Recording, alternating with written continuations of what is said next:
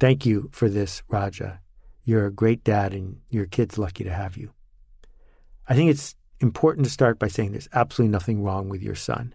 There is nothing wrong with a kid who doesn't fit in. There's something wrong with the match between the kid and the system. And there is no system that I am aware of, no educational system, where every kid fits in all the time. And often, because the system needs to be in charge, because the system doesn't do well when it gets twisted out of shape, the system says to the kid, there is something wrong with you. Now, the system might be the principal, or the system might be the bully, or the system might be what's happening during recess, or the system might be what one overworked teacher is doing in any given moment. But we have a lot of data that shows that kids who have different attention spans, who are skilled differently, who have different ways of learning, in all of these situations, it's tempting to say these kids have issues, that there's some defect that needs to be fixed, that they need to be medicated. Well, what's really happening is there is a mismatch between the system and the kid. And we have to decide how important is it to fix that mismatch. And then we have to say, and what is the best way to do it? Well, here's something that is often overlooked, particularly among people who are, quote, high achievers, unquote. And it's this. As Zig used to say, if you get lost, this was before GPS, if you get lost in a strange town and you're going to ask for directions, and there's 3 kids standing by the side of the road and you pull over to ask for directions, who are you going to ask? And the answer is probably the tallest one.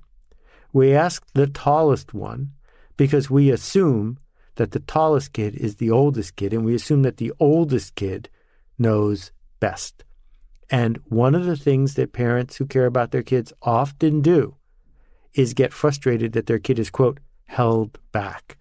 But if we live in a system where achievement and learning are based on certain forms of interaction, and a kid's chronological maturity is different than other kids, sometimes it makes sense not for that kid to be going through education as fast as possible, but for them to, in fact, be the oldest person in the room, the tallest person in the room, the most experienced person in the room. Because what we know is that there's a long history of people who are taller doing well in most cultures. Why? Height has nothing to do with it unless you're playing basketball.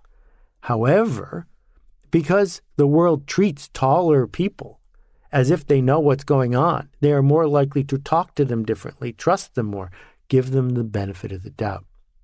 And so, your child is being told that the status quo is rejecting them because they can't fit in, because they're not willing to speak up and present in a way that works for that institution.